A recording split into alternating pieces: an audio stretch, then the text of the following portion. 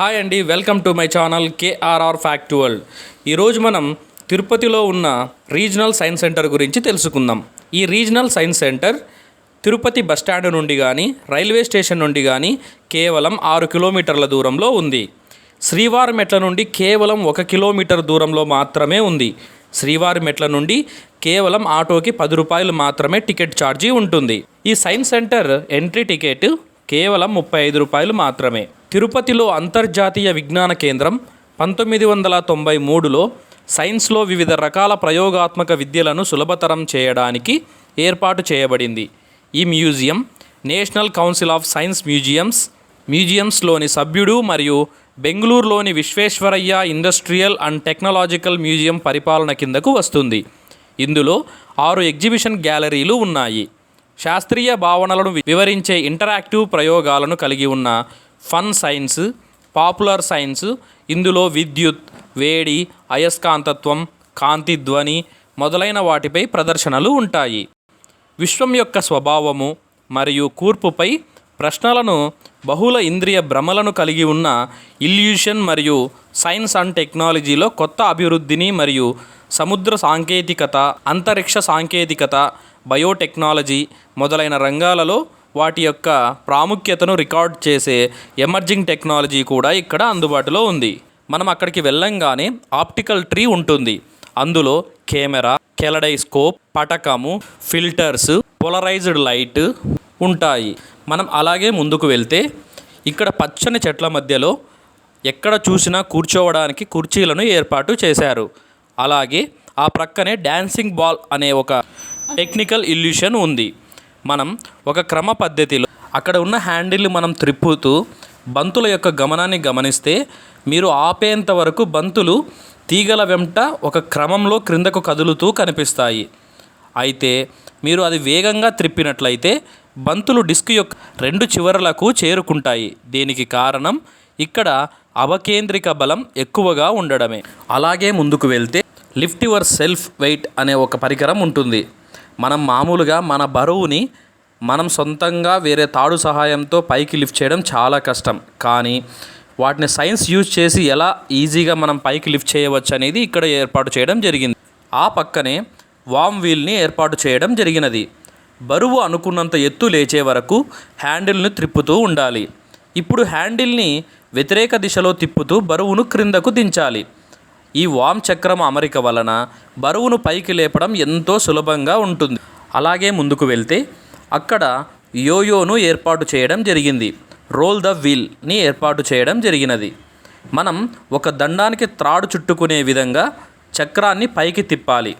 చక్రం 2 పక్కల తాడు ఏకరీతిగా చుట్టుకున్నట్టు చూసుకోవాలి. ఇప్పుడు చక్రాన్ని నెమ్మదిగా క్రిందకు వదలాలి. చక్రం తిరుగుతూ కిందకు వచ్చుట మనం గమనించవచ్చు. ఇక్కడ క్రికెట్కు సంబంధించిన ఒక చిత్రాన్ని వివిధ భాగాలుగా ఏర్పాటు చేయడం జరిగినది. కానీ విచిత్రంగా మనం దూరం నుంచి చూసినట్లయితే ఒకే చిత్రంలాగా మనకి అనిపిస్తాయి. సంగీత డిస్కులు ఏర్పాటు చేయడం జరిగినది. మనం అక్కడికి వెళ్ళినప్పుడు అక్కడ ఉన్న సుత్తి సహాయంతో డిస్కులను ఒక్కొక్కటిగా కొట్టాలి. ప్రతి డిస్క్ వేర్వేరు ధ్వనిని ఉత్పత్తి చేస్తుంది. అక్కడ బంతులను వేరు చేయు పరికరాన్ని ఏర్పాటు చేయడం జరిగినది. మనం ఇది చాలా వరకు గ్రామాలలో గమనిస్తూ ఉంటాం. అసాధారణంగా ఉన్న త్రిభుజమును ఏర్పాటు చేయడం జరిగినది. మనం దీనిని విజ్ఞాన కేంద్రంలోకి వెళ్ళి అక్కడి నుండి టీవీ మానిటర్ నుండి చూడాలి. ఇది నిజంగా మానిటర్లో నీవు చూచిన ఘన త్రిభుజాకార చట్రము. ఇచ్చట అసలు త్రిభుజమే ఉండదు. నీవు మానిటర్ నందు చూచినప్పుడు కల్పిత త్రిభుజాకార చక్రం మనకు కనిపిస్తుంది. ఆ ప్రక్కనే సంయుక్త లోలకము అనే సాంకేతికతను ఏర్పాటు చేయడం జరిగినది. లోపలి లోలకం మాత్రం సున్నితముగా ఊపాలి. సూచిక చివర సరళ రేఖను గీయడం మనం గమనించవచ్చును. ఇప్పుడు బయట ప్లాట్ఫామ్ను మెల్లగా కదిలించిన లోపలి లోలకం యొక్క సూచిక చివరి దీర్ఘవృత్తములను గీయడం మనం గుర్తించవచ్చు. ఒక వైమానిక విమానమును ఏర్పాటు చేయడం జరిగినది. ఈ వైమానిక విమానము 2 సీట్ల సామర్థ్యం కలిగి ఉంది. మనం అలాగే ముందుకు వెళ్తే అక్కడ ఉన్న ప్రాంతీయ విజ్ఞాన కేంద్రంలోకి వెళ్ళవచ్చును. మనం ఈ విజ్ఞాన కేంద్రంలోకి ఎంటర్ అవ్వగానే ఇక్కడ మన వెయిట్ని డిఫరెంట్ ప్లానెట్స్లో ఎలా ఉంటుందో చూపించే ఒక మిషన్ను ఏర్పాటు చేయడం జరిగినది. దీనిపైన మనం నిలబడితే రకరకాల యూనివర్స్లో రకరకాల ప్లానెట్స్లో మన బరువు ఎలా ఉంటుంది, ఎంత వెయిట్ ఉంటుంది అన్నది మనం ఇక్కడ చూసుకోవచ్చును. అక్కడ యూనివర్స్కు సంబంధించిన టైం లైన్స్ను కూడా ఏర్పాటు చేయడం జరిగినది. ఈ యూనివర్స్కు సంబంధించిన టైం లైన్స్ గురించి వివిధ రకాల సైంటిస్టులు చెప్పిన వాయిస్ మరియు వారి యొక్క మెసేజెస్ను ఇక్కడ చిత్ర రూపంలో ఏర్పాటు చేయడం జరిగినది. మనం అలాగే ముందుకు వెళ్తే పాపులర్ సైన్స్ సెంటర్లోకి ఎంటర్ అవుతాం. అక్కడ మనం రైజింగ్ బబుల్స్ గురించి చూడవచ్చును. అక్కడున్న లివర్ను మనం పుల్ చేస్తే అక్కడ బబుల్స్ లాగా వాటర్లో ఎలా క్రియేట్ అవుతాయి అన్నది మనం గమనించవచ్చు. ఆ ప్రక్కనే మనం రైజింగ్ ఆర్క్ను గమనించవచ్చు. అక్కడున్న స్విచ్ను మనం నొక్కితే మనకు ఆ కరెంటు తీగ కంటికి కనిపించడం జరుగుతుంది. ఆ ప్రక్కనే గ్రాండ్ షటిల్ని ఏర్పాటు చేయడం జరిగినది. ఇక్కడ ఉన్న బటన్ను మనం ప్రెస్ చేసినప్పుడు ఒక చివర నుండి మరొక చివరికి ఆ షటిల్ ఎలా అయితే మూవ్ అవుతుందో అలాగా అక్కడ ఉన్న పరికరం మనం కదలడం మనం గమనించవచ్చు. ఆ ప్రక్కనే జంపింగ్ డిస్క్ను ఏర్పాటు చేయడం జరిగినది. మనం అక్కడ ఉన్న బటన్ని నొక్కితే అక్కడ ఉన్న డిస్క్ మనం పైకి లేయడం గమనించవచ్చు. ఆ తరువాత ఐడెంటిఫై ద మ్యాగ్నెట్ అనే ఒకదాన్ని ఏర్పాటు చేయడం జరిగినది. మనం అయస్కాంతమును ఎలా గుర్తించగలము అన్నది ఇక్కడ ప్రాక్టికల్గా మనం గమనించవచ్చు. తరువాత స్పిన్నింగ్ ఎగ్ అనే పరికరాన్ని మనం గమనించవచ్చు. ఆ ప్రక్కనే లేజీ ప్లేట్స్ మనం గమనించవచ్చు. ఆ ప్రక్కనే హోలోగ్రామ్ను ఏర్పాటు చేయడం జరిగినది. తరువాత మనం చేంజింగ్ కలర్స్ అనే సాంకేతికతను ఇక్కడ గమనించవచ్చు. ఆ తరువాత లిక్విడ్ పెయింటింగ్ను ఏర్పాటు చేయడం జరిగినది. మనం అక్కడ ఒక ప్లేట్పై ఉన్న లిక్విడ్ను పెయింటింగ్ లాగా డ్రా చేయడానికి మనం ప్రయత్నించవచ్చును. ఆ ప్రక్కనే ఫ్రోజన్ షాడో గురించి ఏర్పాటు చేయడం జరిగినది. మనం లోపలికి వెళ్ళి అక్కడ ఉన్న మార్క్పై నిలబడుకుంటే మన షాడో మన ఎదురుగా మనకి కనిపిస్తుంది. ఆ తరువాత మనం లేజీ ట్యూబ్ను గమనించవచ్చు. ఆ ప్రక్కనే ఫ్లోటింగ్ డిష్ను ఏర్పాటు చేయడం జరిగింది. ఆ ప్రక్కనే స్మోక్ రింగ్ను ఏర్పాటు చేయడం జరిగినది. మనం అక్కడ ఉన్న బటన్ని నొక్కి చూస్తే అందులో లోపల స్మోక్ క్రియేట్ అవడము, ఆ స్మోక్ బయటికి రావడం మనం గమనించవచ్చు. ఆ ప్రక్కనే కెలిడియోస్కోప్ను ఏర్పాటు చేయడం జరిగినది. మనం అక్కడ ఉన్న త్రిభుజాకారపు ద్వారం గుండా చూస్తూ అక్కడ ఉన్న గొట్టాన్ని తిప్పినట్టయితే రెండు వైపులా కనిపించే అద్భుతమైన నమూనాలను పరిశీలించవచ్చు. గొట్టాన్ని తిప్పే కొద్దీ మనకు రకరకాల నమూనాలు మారుతూ కనిపిస్తాయి. ఆ ప్రక్కనే లైటు మరియు హీట్ను ఫిల్టరింగ్ ఎలా చేయాలో ఇక్కడ గమనించవచ్చు. ఆ తరువాత ఆప్టికల్ ఫైబర్ను ఏర్పాటు చేయడం జరిగినది. అనాగ్లిప్ను చూడవచ్చు. అనాగ్లిప్ అనునది స్టీరియోస్కోపిక్ చిత్రాలకు సంబంధించినది. తరువాత మిరేజ్ బౌల్ సైన్స్ గురించి ఏర్పాటు చేయడం జరిగినది. ఆ తరువాత ఇల్యూషన్ విత్ ఏ రింగ్ను ఏర్పాటు చేయడం జరిగినది. ఆ రింగ్స్ను ప్రతిదాని చివర వెల్డింగ్ చేసి ఉంటారు, కానీ అది తిరిగే క్రమంలో మనం ఒక రింగుపై ఒకటి తిరుగుతున్నట్టుగా భ్రమ కలుగుతుంది. తరువాత ఓర్టెక్స్ను ఏర్పాటు చేయడం జరిగినది. ఆ తరువాత మనం ఎలిప్టికల్ క్యారమ్ను గమనించవచ్చు. ఆ తర్వాత మనం కానిక్స్ను గమనించవచ్చు. అక్కడ ఏర్పాటు చేసిన శంకువును వివిధ తలాల్లో ఖండించుట వలన ఏర్పడిన ముక్కలను శంకు ఉపభాగాలు అందురు. ఉదాహరణకు వృత్తాలు, దీర్ఘవృత్తాలు, పరావలయము మరియు హైపర్బోలా. స్విచ్ను నొక్కితే వివిధ తలాల్లో శంకువును ఛేదించి ఏర్పడిన భాగాలను పరిశీలించవచ్చును. శంకువును ఆధారానికి సమాంతరముగా ఖండించుట వలన వృత్తము, ఆధారానికి కొద్ది కోణములో ఖండించుట వలన దీర్ఘవృత్తము ఏర్పడును. శంకువు యొక్క అంచుకు సమాంతరముగా ఖండించుట వలన పరావలయం ఏర్పడును. ఆ తర్వాత మనం గైరో సూట్ కేసును చూడవచ్చును. తర్వాత మనం కూరియా పాయింట్ను గమనించవచ్చు. ఆ తర్వాత మనం ఫ్లోటింగ్ బాల్ సైన్స్ను మనం గమనించవచ్చు. ఆ తర్వాత మనం ప్రాబబిలిటీ కర్వ్ గురించి చూడవచ్చును. ఆ తరువాత ఆక్రోబాటిక్ స్టిక్ను ఏర్పాటు చేయడం జరిగినది. వక్ర మార్గం గుండా నేరుగా ఉన్న కర్ర పోవుట సాధ్యమవ్వదు. తిరిగి కర్ర హైపర్బోలాయిడ్ అతి పరావలయమును సృష్టించును. ఇది వెనుక ఉండే కేన్ కర్రలను పోలి ఉండును. హైపర్బోలాయిడ్ ఒక సమతల ఉపరితలాన్ని ఖండించినప్పుడు హైపర్బోలా ఏర్పడును. తర్వాత మనం క్యూబిజం గురించి చూడవచ్చును. ఆ తర్వాత మనం వాల్యూ ఆఫ్ పై గురించి చూడవచ్చును. ఆ తర్వాత మనం పరావలయం గురించి అక్కడ చూడవచ్చును. ఆ తర్వాత మనం కలర్ వీల్ను చూడవచ్చును. ఆ తర్వాత మనం ఇన్వర్స్ స్క్వేర్ లా గురించి చూడవచ్చును.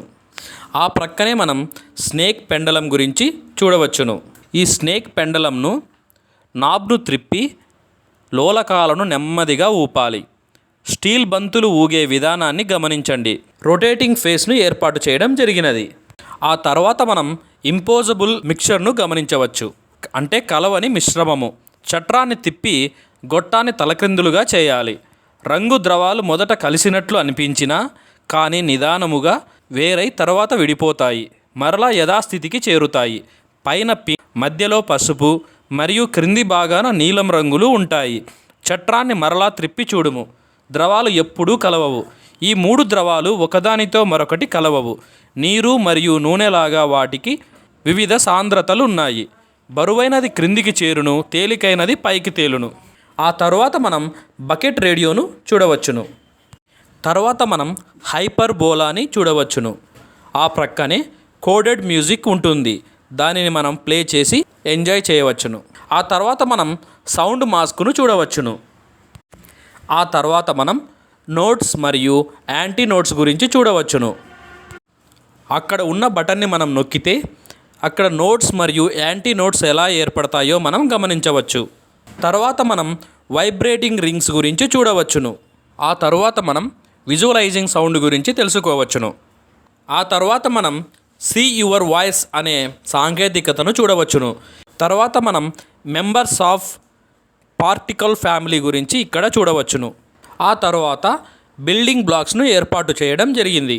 ఆ ప్రక్కనే పార్టికల్ బైండింగ్ ఫోర్సెస్ను మనం చూడవచ్చును. తర్వాత మనం టైప్స్ ఆఫ్ పొల్యూషన్స్ను మనం చూడవచ్చును. తరువాత హైడ్రో పవర్ జలశక్తి గురించి ఇక్కడ టెక్నికల్గా ఏర్పాటు చేయడం జరిగినది. మనం నీటిని ఉపయోగించి కరెంట్ ఎలా తయారు చేస్తామో అన్న వాటిని గురించి ఇక్కడ సాంకేతికతతో వివరించడం జరిగినది. ఆ ప్రక్కనే ఉష్ణశక్తి గురించి కూడా వివరించడం జరిగినది. అదే థర్మల్ పవర్. ఆ తరువాత అణు విద్యుత్ న్యూక్లియర్ పవర్ గురించి వివరంగా చెప్పడం జరిగినది. ఆ తరువాత హరిత శక్తి గురించి వివరించడం జరిగినది. సాంప్రదాయ వనరుల క్షీణత గురించి ఇక్కడ వివరించడం జరిగినది. తర్వాత సమస్త శక్తులకు మూలమైన సూర్యునికి సంబంధించి ఇక్కడ చిన్న టెక్నికల్ అనాలిసిస్ను ఏర్పాటు చేయడం జరిగినది. ఆ తరువాత అంతరిక్ష సౌరశక్తి గురించి వివరించడం జరిగినది. తరువాత భవిష్యత్ శక్తి వనరుల గురించి పూర్తి వివరంగా ఇక్కడ ఏర్పాటు చేయడం జరిగినది. సూర్యుని నుండి వేడి ఎలా వస్తున్నది, సూర్యుని నుండి వచ్చే ఉష్ణమునకు సంబంధించి పూర్తి చిత్రీకరణం ఇక్కడ చూడడం జరుగుతుంది. ఆ తరువాత ఇంధనం సెల్ గురించి మనం తెలుసుకోవచ్చును. ఆ తరువాత ప్రపంచం యొక్క సౌరశక్తి దృశ్యం గురించి ఇక్కడ ఒక చిత్రంలో వివరించడం జరిగినది. ఆ తరువాత ఫోటో వోల్టాయిక్ గురించి వివరించడం జరిగినది. ఆ తరువాత మనం సౌరశక్తిని ఏ విధంగా అభివృద్ధి చేయవచ్చు, అభివృద్ధి చేయడానికి గల మార్గాల గురించి ఇక్కడ చిత్రీకరణ రూపంలో చూపడం జరిగినది. సూర్యుని నుండి శక్తి ఎలా వెలువడుతుంది అన్న దాని గురించి వివరించడం జరిగినది. ఆ తరువాత పాపులర్ సోలార్ అప్లియన్స్ ప్రజారంజక సౌర ఉపకరణాల గురించి ఏర్పాటు చేయడం జరిగినది. మనం నిత్యం ఉపయోగించే ఎలక్ట్రిక్ ఐటమ్స్ గురించి ఇక్కడ డిస్ప్లే ఏర్పాటు చేయడం జరిగినది. ఆ తరువాత భారతదేశంలోని పవన క్షేత్రాల గురించి ఏర్పాటు చేయడం జరిగినది. ఫిజోస్ఫటికాల గురించి ఏర్పాటు చేయడం జరిగింది. ఆ తరువాత గురుత్వాకర్షణ శక్తి గురించి చిన్న సాంకేతికతతో ఏర్పాటు చేయడం జరిగినది. ఆ తరువాత ఆధునిక గాలిమరల గురించి పవన శక్తి గురించి పూర్తిగా వివరించడం జరిగినది. పాతకాలంలో ఉండే గాలిమరల గురించి, తరువాత వచ్చిన అధునాతనమైనటువంటి గాలిమరల గురించి, ప్రస్తుతం మనం వాడుతున్నటువంటి పద్ధతుల గురించి పూర్తి చిత్ర రూపంలో ఏర్పాటు చేయడం జరిగినది. ఇది చూడడానికి చాలా చక్కగా అనిపిస్తుంది. ఇక్కడ వీరు సాంప్రదాయ గాలిమరలను కూడా ఏర్పాటు చేయడం జరిగినది. ఇవి పాతకాలంలో వాడేవారు. ఆ తర్వాత బ్లూమ్ ఎనర్జీ గురించి ఏర్పాటు చేయడం జరిగినది. భవిష్యత్ శక్తి వనరుల గురించి ఫ్యూచర్ ఎనర్జీ సోర్సెస్ గురించి ఇక్కడ చక్కగా వివరించారు. ఆ తరువాత తరంగ శక్తి, ఆటుపోట్ల శక్తి, సముద్ర ఉష్ణ శక్తి సంబంధించిన మార్పిడుల గురించి పూర్తిగా వివరించడం జరిగినది. ఆ తరువాత మనం జీవ ద్రవ్యరాశి యొక్క రకాలను గురించి ఇక్కడ ఏర్పాటు చేయడం జరిగినది. అక్కడ మనం సేంద్రియ వ్యర్థాలు, ఆవు పేడ, ఆహార వ్యర్థాలు, చెరుకు వ్యర్థాలు, మడత విత్తనాలను ఇక్కడ మనం గమనించవచ్చును. ఆ తరువాత ఇక్కడ జీవ ద్రవ్యరాశి యొక్క మార్పిడి గురించి ఏర్పాటు చేయడం జరిగినది. అలాగే జీవ ద్రవ్యరాశితో పర్యావరణ సమస్యల గురించి కూడా ఇక్కడ ఏర్పాటు చేయడం జరిగినది. ఆ ప్రక్కనే మానవ శక్తి గురించి కూడా ఒక చిత్రం ఏర్పాటు చేయడం జరిగినది. తరువాత కండరాల శక్తి గురించి ఏర్పాటు చేయడం జరిగినది. స్టెర్లింగ్ ఇంజన్ గురించి ఏర్పాటు చేయడం జరిగినది. స్టెర్లింగ్ ఇంజన్లు బాహ్య దహన యంత్రాలు. ఇవి క్లోజ్డ్ చక్రంలో పనిచేస్తాయి. వీటిలో స్థిర మొత్తంలో పనిచేసే ద్రవాన్ని ఉపయోగిస్తారు. ఇలాంటి చాలా సాంకేతికతో కూడిన విషయాలు ఇక్కడ మనం చూడవచ్చును. మనం పిల్లలతో పాటు వెళ్ళినప్పుడు వారు ఈ విషయాలను అర్థం చేసుకోవడానికి చాలా వీలుగా ఉంటుంది. ఈ ఇన్ఫర్మేషన్ మీకు నచ్చినట్లయితే మా ఛానల్ను సబ్స్క్రైబ్ చేసుకొని లైక్ చేసి షేర్ చేస్తారని ఆశిస్తూ ధన్యవాదములు.